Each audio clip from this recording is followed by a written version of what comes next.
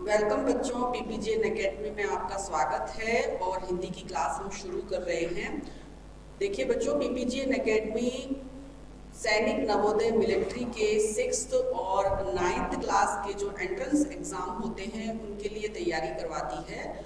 और आपको बताते हुए बहुत ही खुशी हो रही है कि हमारी एकेडमी जो है पीपीजीएन एकेडमी, ये जो सारे कोर्स हैं इनके लिए फ्री में यूट्यूब पे क्लासेस प्रोवाइड करवा रही हैं। तो जो बच्चे असमर्थ हैं, किसी कोचिंग या एकेडमी में जो एडमिशन नहीं ले सकते, फीस नहीं दे सकते, वो बिल्कुल हमारी क्लासेस फ्री में देख सकते हैं। जो समय वो बेकार और व्यर्थ के कामों में लगाते हैं उनका यूज़ वो अपनी पढ़ाई के लिए बिल्कुल कर सकते हैं और अपनी तैयारी कर सकते हैं और इन एग्ज़ाम्स में बैठ सकते हैं। बस एक ज़रूरत है आपको हमारे चैनल को डाउनलोड करने की, चैनल पे जाने की, लाइक करने की, सब्सक्राइब करने की और शेयर करने की। तो मैं उम्मीद करती हूँ कि आप सभी लोग हमारा सहयोग करेंगे। और इसी के साथ हम हमारे टॉपिक पर चलते हैं। हमारा आज का टॉपिक है उपसर्ग। हमने कल 3 उपसर्ग के बारे में पढ़ लिया था। आज हमारा अगला उपसर्ग है अब। अब का अर्थ होता है अनुचित, यानी कि जो उचित नहीं है, जो ठीक नहीं है। दूसरा अर्थ इसका बुरा होता है।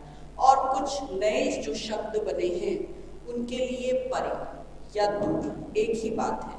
परे हट हम बोलते हैं ना, परे हट यानी कि दूर दूर हो जाओ, ठीक है। तो परे या दूर के लिए भी कुछ नवनिर्मित शब्दों में इसका प्रयोग होता है। अब देखिए उपसर्ग अप लग के कौन कौन से शब्द बनेंगे। देखिए, अप धन रात शब्द बन गया है अपराध, ठीक है। उसके बाद में अप धन मान, अप धन मान अपमान, अर्थ परिवर्तित हो गया, ठीक है। मान यानी कि एक गर्व की भावना, गर्व होना, और अपमान अप लगते ही इसका अर्थ बदल गया, यानी कि बेइज्जती, है ना। फिर देखिए अपधन शब्द अपशब्द, अपशब्द यानी कि किसी को कुछ भी उल्टा सीधा कह देना, बोल देना। फिर उसके बाद में है अपधन व्यय, व्यय यानी खर्च करना। व्यय का क्या मतलब होता है? खर्च करना। और जब अप यानी कि बुरा, तो अपव्यय का अर्थ क्या हो गया कि बहुत बुरी तरीके से बिना सोचे समझे जो राशि धन जो है खर्च किया जा रहा है वो अपव्यय है ना, को बहुत ज्यादा खर्चीला होना। उसके बाद में अगला उपसर्ग देखिए, अगला उपसर्ग है हमारा अभी। क्या है? अभी। अभी का अर्थ क्या है? अभी का अर्थ है या इसका प्रयोग जो है सामने, ठीक है ना। एक तो है सामने और दूसरा विशेषता दिखाने के लिए भी इसका प्रयोग होता है। दूसरा है विशेषता दिखाने के लिए।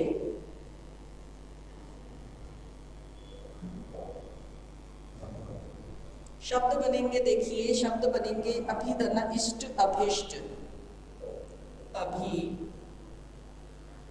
धन इष्ट अभिष्ट।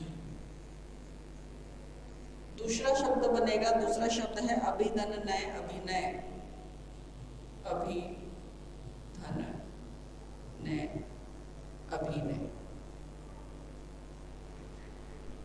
अगला शब्द देखिए अभिधन योग अभियोग, अभिधन योग अभियोग। और चौथा शब्द है अभिधन भाषण,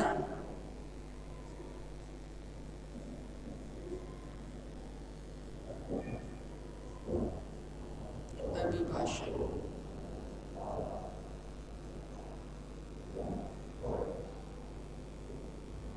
ठीक है।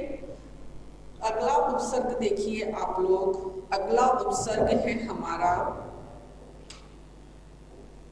अव।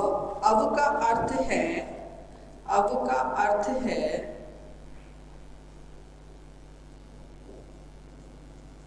बुरा,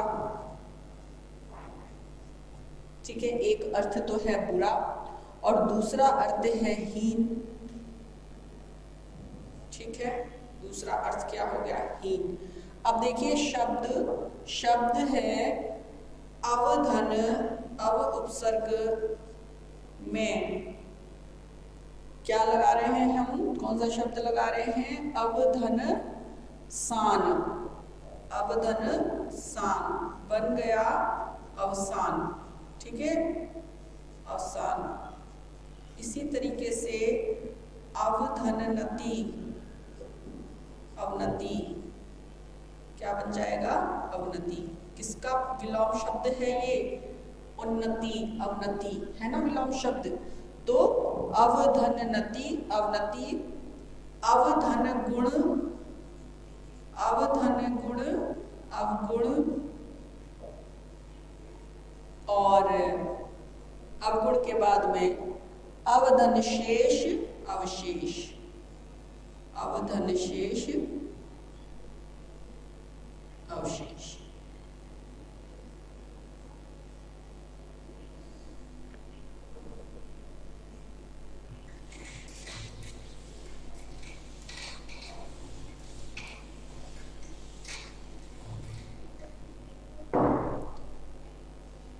अगला देखिए, अब के बाद में आ का अर्थ है यहाँ पर तक। ठीक है, तक, और या फिर समेत,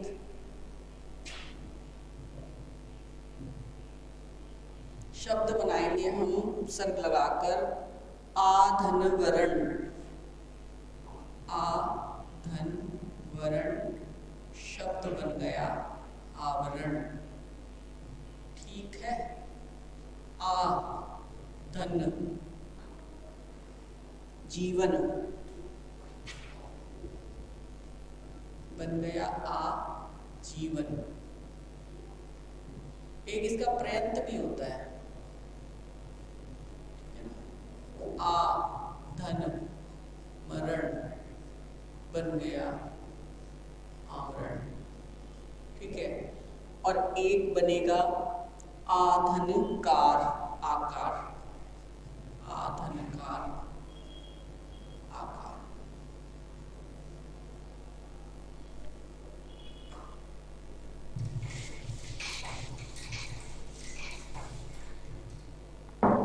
अगला देखिए, अगला है उत। अगला उपसर्ग है उत, ब्रैकेट में लिखिए उच्च। ठीक है, उत या उच्च, इसका प्रयोग होता है ऊंचा के लिए, ऊंचा दिखाने के लिए या श्रेष्ठ दिखाने के लिए, और इसके अलावा ऊपर। शब्द बनाएंगे हम उत धन कर्ष। तो शब्द का क्या बन गया? कर्ष, है ना। उसके बाद में है उद्धनति, उद्धनति शब्द बन गया उन्नति। फिर है उद्धन नयन, उद्धन नयन शब्द बनेगा उन्नयन। ठीक है, और उद्धनचारण,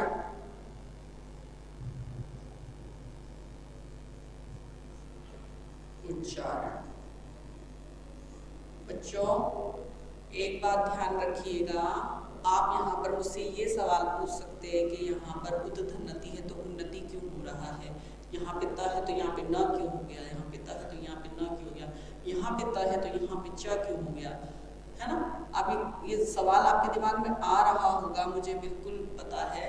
तो देखो बच्चों, ये जो है ये शब्द जो बन रहे हैं यहाँ पे देखिए, बन तो रहे हैं उत उपसर्ग लगा के। उत का अर्थ होता है ऊंचा, श्रेष्ठ या ऊपर। ठीक है, इतना समझिए। अब जब ये शब्द लग के इस शब्द के साथ में ये उपसर्ग जुड़ रहा है, तो यहाँ पर ये त का ना या त का च क्यों हो रहा है? इसका कारण है संधि के नियम। इसका कारण है संधि के नियम, जिसके कारण से ये शब्द बने हैं। ठीक है, अब जब मैं आपको संधि वाला टॉपिक कराऊंगी, तो उसमें स्पष्ट तौर पे हर संधि के जो नियम है वो मैं आपको बताऊंगी, कराऊंगी। तब ये बात जो है, उस वक्त ये बात जो है, क्वेश्चन जो है हमारा वहां पर सॉल्व होगा, वहां पर हम समझेंगे विस्तार से। ठीक है ना। अभी मैं केवल उपसर्ग वाला टॉपिक है तो उपसर्ग के हिसाब से आपको उपसर्ग लिखा के उनका अर्थ बता रही हूँ। ठीक है ना। और आपको इतना याद रखना है कि उत या उच्च उपसर्ग का अर्थ क्या है और किस तरीके से शब्द जो बनेंगे। यहाँ पे आपको दिक्कत आएगी, लेकिन ये दिक्कत जब हम संधि पढ़ेंगे उस वक्त क्लियर हो जाएगी, बिल्कुल स्पष्ट हो जाएगी ये बात, और फिर हम कोई समस्या नहीं आएगी, आपके संधि भी अच्छे से समझ में आ जाएगी और उपसर्ग तो आपको आ ही रहे होंगे, कोई दिक्कत नहीं है। ठीक है ना। उसके बाद में देखिए 4 शब्द हो गए। अब 8वां देखिए, 8वां है उप। अगला उपसर्ग 8वां उप। उप का क्या अर्थ है? उप का अर्थ है निकट, समान, निकट, समान या गौण। ठीक है, निकट, समान या गौण। अब देखिए उप उपसर्ग लगेगा उपदन हार, क्या बन गया? उपहार, है ना। इसी तरीके से उपदन देश, उपदन देश, उपदेश, उपदन चार, उपचार, और उपधन नगर, उपनगर।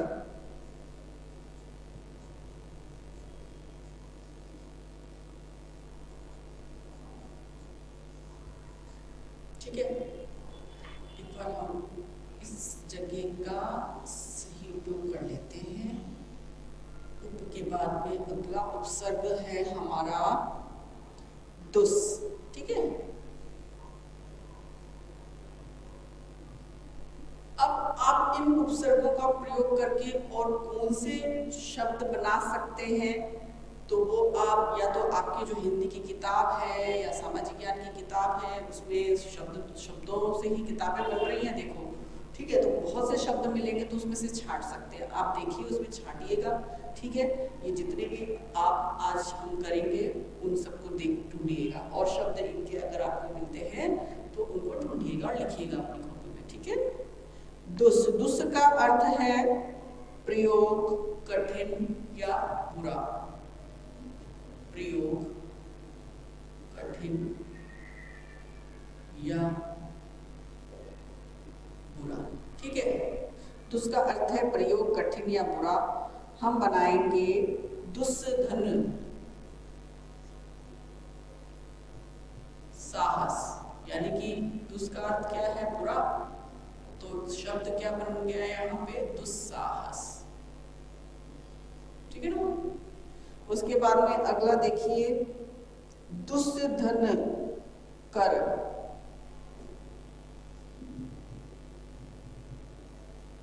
बन गया दुष्कर।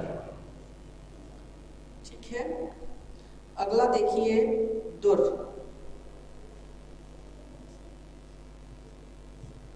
दुर का क्या अर्थ है? दुर का अर्थ है कठिन, बुरा। इसका भी क्या है अर्थ? कठिन या बुरा। ठीक है, दुर्धन दशा, दुर्दशा, दुर्धन दशा। शब्द क्या बन गया? दशा। दुर्धन अंत, दुर्धन, दुर्धन दांत होगा, दुर्धन दांत, दुर्दांत।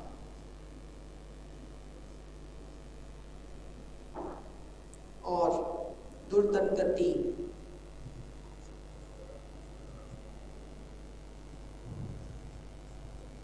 दुर्गति ऐसे लिखे जाते हैं ये शब्द, है ना। र की मात्रा जो है ऊपर आ जाती है, यहाँ पे र आधा है, यहाँ पे भी र आधा है, लेकिन जब लिखा जाएगा, जैसे हम मात्रा में नहीं लिख रहे हैं, र को जब हम आधा कैसे दिखाएंगे, तो उसका तरीका यही होता है कि हम र के नीचे या जो भी अक्षर है, जिस अक्षर को हम आधा दिखाना चाह रहे हैं, वहाँ पे उस अक्षर के नीचे आधा हलंत लगेगा। हलंत का अर्थ क्या है कि वो अक्षर क्या है, वह अक्षर आधा है, पूरा नहीं है। और जब हम हलंत लगा के नहीं लिख रहे हैं, यानी केवल मात्रा के रूप में उसका प्रयोग हो रहा है, तो किस तरीके से हो रहा है, यहाँ पर ऊपर मात्रा के रूप में रहा है। ठीक है। दुर के बाद में देखिए एक और लिख लीजिए, दुर्दंगति हो गया, दुर्गति हो गया, दुर्दांत हो गया, दुर्दशा हो गया, दुर्भाग्य। बहुत अच्छे उदाहरण हैं और आप लोग याद भी हो जाएंगे, और आप और भी ऐसे शब्द जो हैं छाट सकते हैं और अपनी नोटबुक में लिख सकते हैं। ठीक है। दुर के बाद में अगला है निस या निर। निस या फिर दूसरा रा। ठीक है ना। अब देखो निस या निर, तो इनका प्रयोग होता है रहित और नहीं, यानी कि बिना, है ना, रहित या नहीं, ना के उसमें। ठीक है, ना के उसमें हो रहा है इसका प्रयोग। तो निस धन काम, निस धन काम क्या शब्द बन जाएगा, निष्काम, है ना।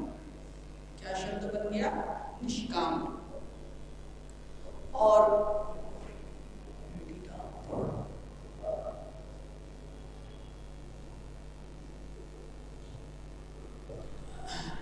निष्काम हो गया, निस्धनसार,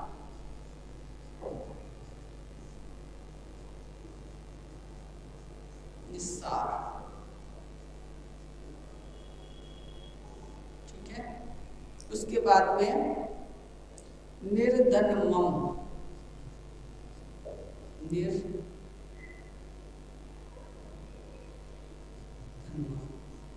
निर्मम, और निर्धन विवाद, निर्धन विवाद क्या बन जाएगा, निर्विवाद। ठीक है, निर्विवाद।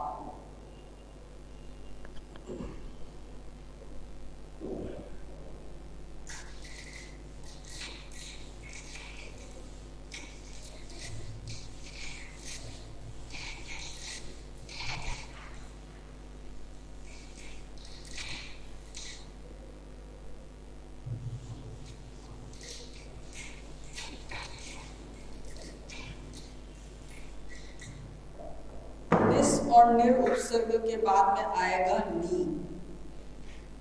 क्या आ जाएगा, नी। नी का अर्थ क्या है, नी का अर्थ है समूह या फिर आदेश। ठीक है। पटुता,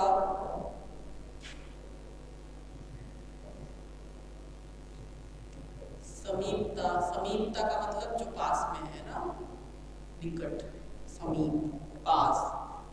और बंद, बंद यानी बांधना। बंद का अर्थ होता है वैसे बंधा हुआ, बांधना। ठीक है। अब देखिए यह बंदा, नी धन कर, नी धन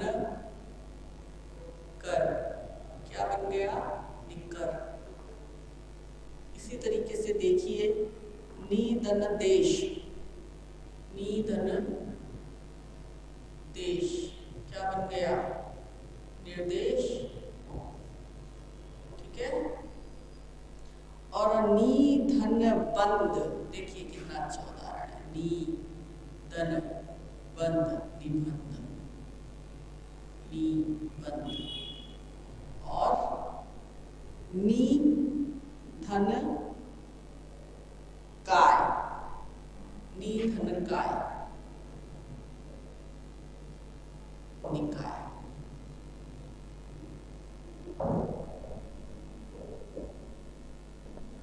अगला देखिए, अगला उपसर्ग है परा।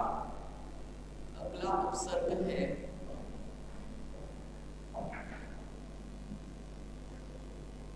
परा। परा का अर्थ है विपरीत, नाश या अनादर।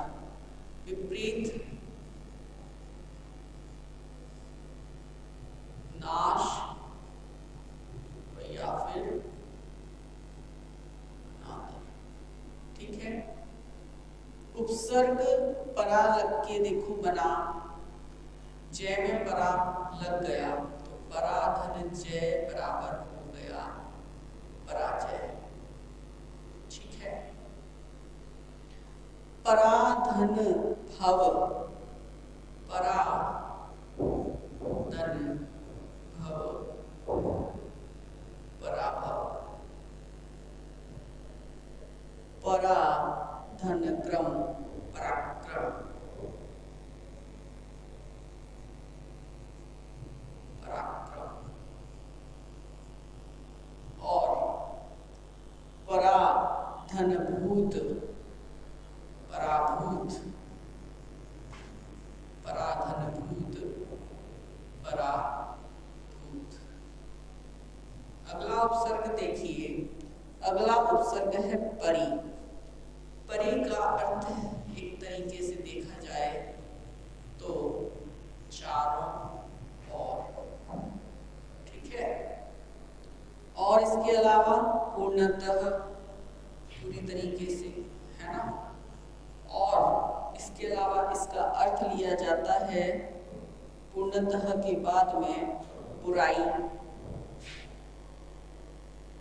या फिर क्रम के लिए, क्रम। ठीक है। तो परिधन, अब देखो परि उपसर्ग लग के बना शब्द परिधन वर्तन, परिधन वर्तन, परिवर्तन। और परिधन क्रम, परिक्रम, परिधन क्रम, या क्रमा लगाएंगे तो परिक्रमा बन जाएगा, है ना। और परिधन आवरण, परिधन आवरण बन गया पर्यावरण। और परिधन त्याग, परित्याग, परिधन त्याग, परित्याग।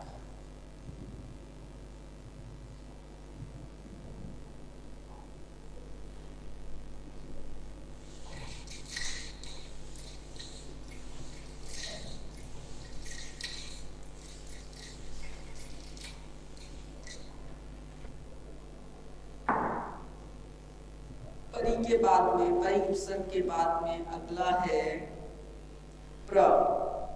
क्या है? प्र। प्र का अर्थ है आगे, सामने, अत्यधिक। आगे, सामने, अत्यधिक।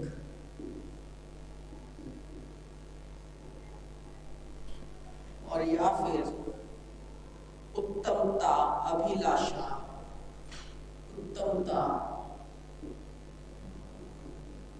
अभिलाषा,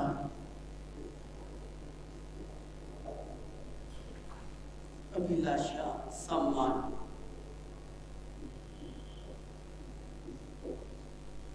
प्र उपसर्ग स्थान, प्र धन स्थान। प्रस्थान का मतलब क्या होता है?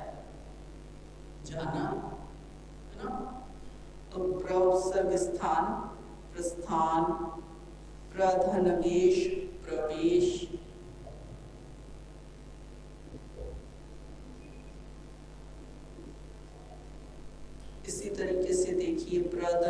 प्रखर,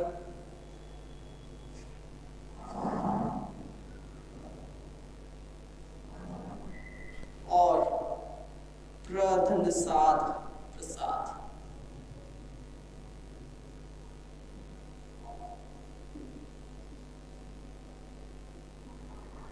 नेक्स्ट है प्र के बाद में प्रति। प्रति का प्रयोग हर एक, किसके लिए? हर एक, और हर एक के अलावा विरुद्ध के लिए भी, ठीक है, और विरुद्ध के अलावा सामने के लिए भी किया जाता है, शब्दों में प्रयोग, ठीक है ना। तो प्रतिधन एक क्या हो गया? प्रतिधन एक हो गया प्रत्येक, ठीक है, क्या हो गया? प्रत्येक। प्रतिधन रक्षण क्या बन गया? प्रतिधन रक्षण बन गया प्रतिरक्षण। प्रतिधन अक्ष। अब देखो बच्चों कितने सुंदर उदाहरण हैं, संधि के भी आ रहे हैं इसमें, और आप यहीं पे अटकेंगे। कहाँ पे अटकेंगे? जहां पर संधि के उदाहरण आ रहे हैं। तो देखिए मैं आपको फिर बता दूं, जब हम संधि वाला टॉपिक करेंगे तो व्यंजन संधि के, विसर्ग संधि के, स्वर संधि के जो नियम है उसके अकॉर्डिंग हम करेंगे। वो टॉपिक है भी बड़ा, उसमें समय भी लगता है, समझने में भी टाइम लगता है, और बहुत अच्छे से करवाऊंगी मैं आपको। तो जैसे अभी प्रतिधन अक्ष प्रत्यक्ष संधि का उदाहरण आ रहा है, प्रतिधन एक प्रति, ये भी संधि का उदाहरण आ रहा है, ठीक है। तो घबराना नहीं है आप लोग, मैं आपके साथ हूँ। प्रतिधनवादी, प्रतिवादी, प्रतिधनवादी,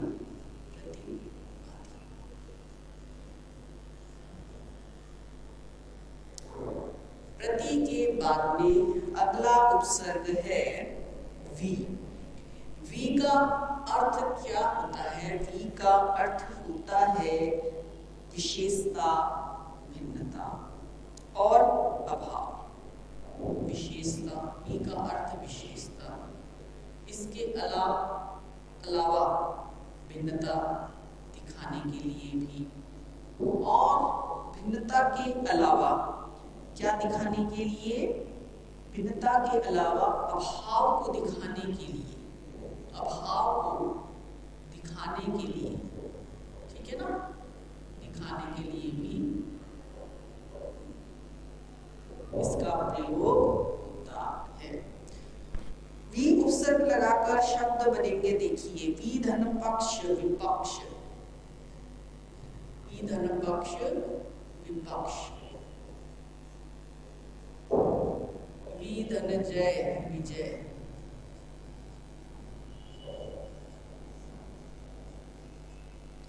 वी धन समता विषमता, वी धन भिन्नता विभिन्नता, है ना, वी धन देश विदेश, वी धन देश विदेश, और एक और देखिए, वी धन शुद्ध विशुद्ध, वी धन शुद्ध विशुद्ध।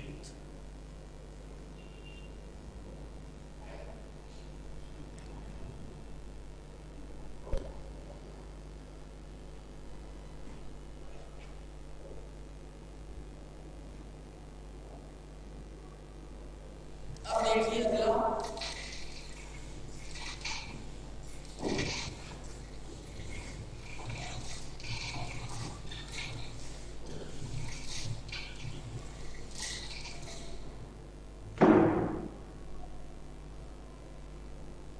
नंबर पर वी के बाद में हमारा आता है अगला उपसर्ग सम। ब्रैकेट में लिखिए, कोष्ठक में स, अर्थ बताते हैं आपको इसका। अच्छा संयोग, अच्छा पहला शब्द अच्छा, फिर संयोग अर्थ है, ठीक है, फिर संयोग के बाद में है सहित के अर्थ, ठीक है ना, सहित के अर्थ में शब्द बनेगा। देखिए, समधन तुलन, समधन तुलन शब्द बन गया संतुलन। ठीक है, अगला शब्द है समधन्यासी। ये भी संधि का उदाहरण है बच्चों, सन्यासी।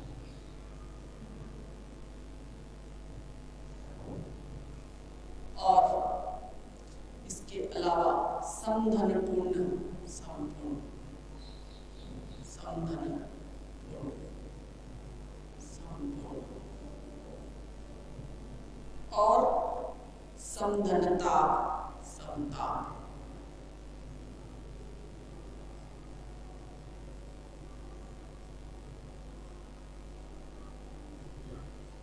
अगला देखिए, सम के बाद में सु, सु यानी शुभ या सहज। सु का अर्थ है शुभ या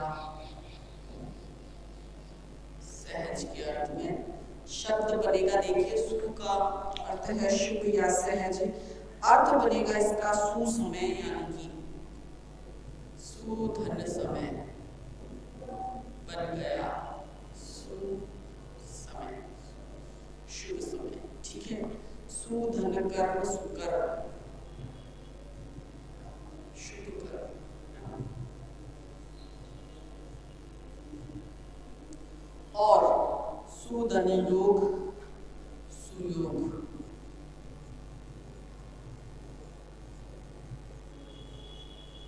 और सुधन फल, सुफल।